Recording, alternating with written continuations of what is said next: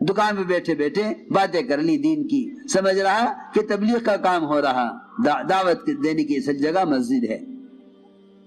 تم خوشامد کرو بازاروں میں، ہوٹلوں میں، دکانوں میں، گھروں میں جا کر ہم آپ سے 10 منٹ کے لیے مسجد میں ملاقات کرنا چاہتے ہیں، چاہے 10 منٹ آپ مسجد میں دے دیں، کیونکہ آپ جانتے ہیں کہ مسیح کی طرف چل کر آنے والا اللہ کی طرف چل کر آ رہا، اور اللہ رب العزت خود فرماتے ہیں جو بندہ میری طرف چل کر آتا ہے میں اس کی طرف دوڑ کر آتا ہوں۔ دیکھو تو صحیح، اللہ کی رحمت کے بندوں کی طرف متوجہ کرنے کا سب سے بنیادی ذریعہ، بنیادی سبب یہ تھا کہ تم دعوت دے کر مسجد کے ماحول میں لے آؤ۔ اس طرح ہمیں ایمان کے حلقوں پر جوڑنے کے لیے ایک ایک سے ملاقاتیں کر کے اس کو مسجد کے ماحول میں آنے کے لیے تیار کرنا ہے۔ یہ ہمارے ایمان کے حلقوں پر جوڑنے کی اصل محنت ہے۔ یہ پہلا نمبر ہے تبلیغ میں۔ 6 نمبر بیان کرتے ہیں لوگ، یہ ایمان کے سیکھنے کی، یہ ایمان کے سیکھنے کا طریقہ ہے۔ یہ پہلی صفت ہے، صفت ایمان۔ یہاں لا کر اللہ کی بڑائی سمجھاؤ، اللہ کے غیر کی بڑائی دلوں میں بیٹھی ہوئی ہے۔ یہ جاتے ہیں سیاست میں تو کہتے ہیں حکومت سے ہوگا، یہ جاتے ہیں زراعت میں کہتے ہیں زمینداروں سے ہوگا، یہ جاتے ہیں سرمایہ داری کے نقشوں میں کہتے ہیں تاجروں سے ہوگا۔ خدا کی قسم اللہ سے ہونا کبھی سمجھ میں آئے گا نہیں جب تک مسجد میں بیٹھ کر اللہ سے ہونا نہیں سنو گے۔ جب تک مسجد میں بیٹھ کر اللہ سے ہونا نہیں سنو گے، تم وزیر کے گھر میں جا کر وزیر کی ذات سے ہونا بیان کرو گے، تم تاجر کے گھر میں جا کر تجار کی ذات سے ہونا بیان کرو گے، تمہارے دلوں میں ان کا یقین اترے گا۔ اگر اللہ کے گھر میں آ کر اللہ کی بڑائی کو نہیں سنو گے تو اللہ کی بڑائی دل سے ختم ہو جائے گی۔ اللہ اکبر کی آواز مسجد سے لگ رہی ہے، اس کا مطلب یہ ہے کہ ان تمام نقشوں کو چھوڑ کر اللہ کے گھر میں آؤ۔ یہی وجہ تھی کہ حضور اکرم صلی اللہ علیہ وسلم نے کائنات کے تمام نقشوں میں، کمائی کے تمام اسباب میں، بیماریوں کی تمام قسموں میں،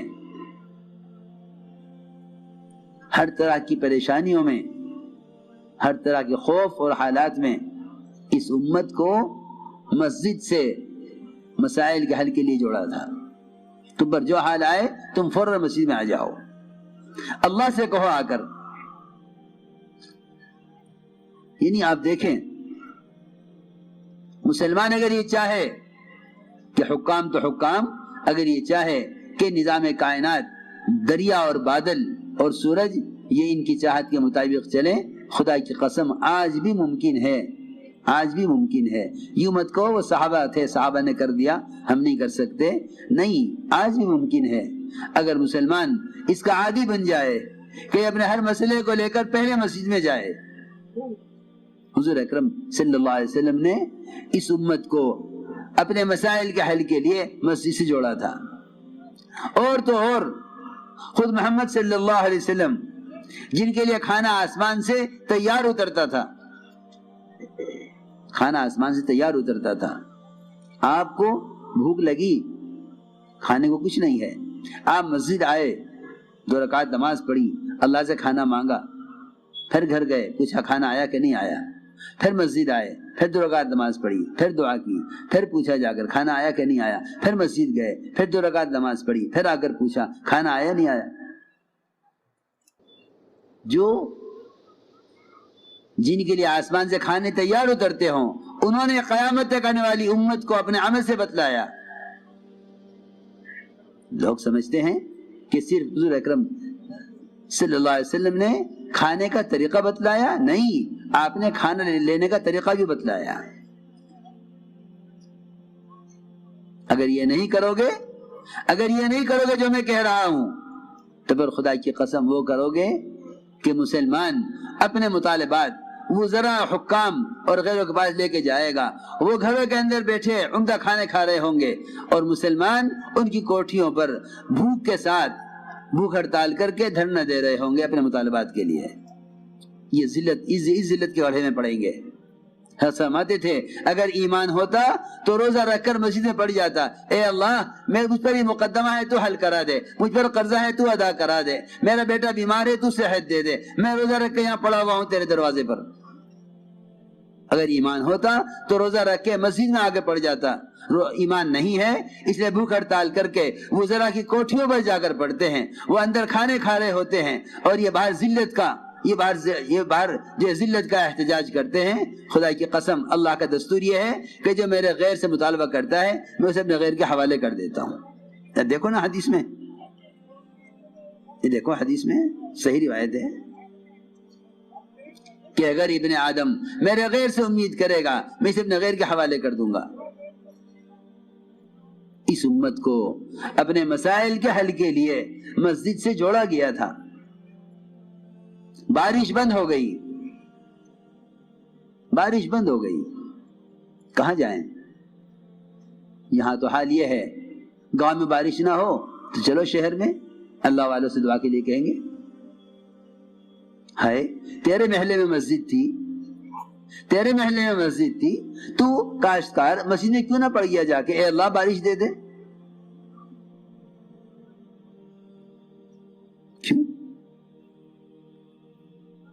حدیث میں آتا ہے کہ اگر یہ امت دعوت کو چھوڑ بیٹھے گی تو اللہ والوں کی دعائیں ان کے حق میں قبول نہیں ہوں گی. صحیح روایت ہے. یہ بلا کو حکم کرنا چھوڑ دیں, برائی سے روکنا چھوڑ دیں, ان کی دعائیں قبول نہیں ہوں گی, اور یہ اللہ والے سے دعائیں کرائیں گے ان کی دعا میں ان کا حق نہیں رہے گا. بلکہ روایت میں ہے کہ وحی کی برکات سے محروم کر دیے جائیں گے. وحی کی برکات وہاں معمول یہ تھا فلاں مسئلہ پیش آ گیا چلو مسجد, بارش نہیں ہو رہی ہے, صحابی مسجد آئے, آ کے عرض کیا کہ بارش بند ہو گئی ہے, جانور ہلاک ہو رہے ہیں, زمینیں سوکھ رہی ہیں. دعا فرمائی آپ نے, ابھی دعا ختم نہیں ہوئی تھی کہ داڑھی سے بارش کے قطرے بہ رہے تھے. اگلا جمعہ ہو گیا سورج نظر نہیں آیا, اتنی بارش ہوئی. اگلے جمعہ میں آ کر صحابی نے کہا بارش بند کرا دیجئے, راستے بند ہو گئے ہیں, کھیتیاں ڈوب گئی ہیں, پانی بھر گیا ہے, ضرورت پوری ہو گئی, بارش بند کرا دیجئے. بارش بند کرا دی فوراً. یا آپ یہ کہیں گے کہ وہ تو نبوت کا دور تھا, بعد میں کیا ہوا؟ عمر رضی اللہ تعالیٰ عنہ کے زمانے میں آگ نکلی پہاڑ سے جس نے سارے مدینے کو گھیر لیا, سارا مدینہ جگہ خاک ہو جاتا. حضرت عمر رضی اللہ تعالیٰ عنہ کو جیسی خبر دی گئی کہ آگ پھیل گئی ہے, حضرت عمر رضی اللہ تعالیٰ عنہ فوراً مسجد کی طرف چلے. کیا اسباب ہوں آگ بجھانے کے؟ کہاں خبر کی جائے, کیا کیا جائے؟ نہیں, سب سے پہلے مسجد گئے. تمیم داری رضی اللہ تعالیٰ عنہ نماز پڑھ رہے تھے, فرمایا تمیم یہ آگ نکلی ہے, اسے پہاڑ میں داخل کر کے آؤ.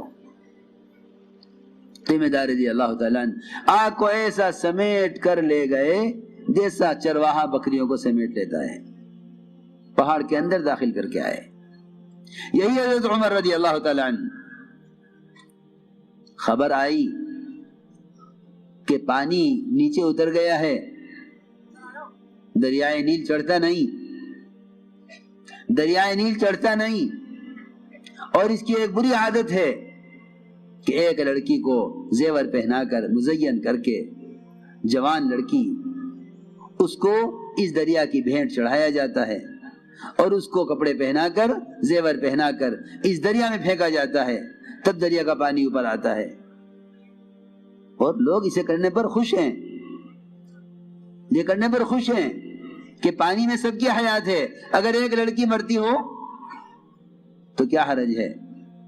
وہاں سے صحابی لکھ کر بھیجا حضرت عمر کو کہ یہ تو اسلام کا طریقہ نہیں ہے, اور یہ لوگ دریا میں لڑکی کو مزین کر کے ڈالتے ہیں, وہ لڑکی اس میں ڈوب کر مر جاتی ہے, تب دریا کا پانی اوپر آتا ہے. میں نے ان کو منع کر دیا ہے کہ یہ کام ہرگز نہ کریں, اسلام میں یہ طریقہ نہیں ہے. انہوں نے کہا اس کے بغیر پانی نہیں ہوگا, طریقہ یہ ہے. اس زمانے میں مسلمان حرام اسباب اختیار کیے ہوئے ہیں, سود کے, غبن کے, جھوٹ کے, مختلف قسم کے غیروں کے طریقے تجارت اختیار کیے ہوئے ہیں, یہ سوچ کر کہ اس زمانے کا یہ طریقہ ہے. اس زمانے میں بھی یہی بات ہوئی تھی کہ انہوں نے دریا کے پانی کو اوپر لانے کے لیے یہ حرام طریقہ اختیار کیا ہوا تھا.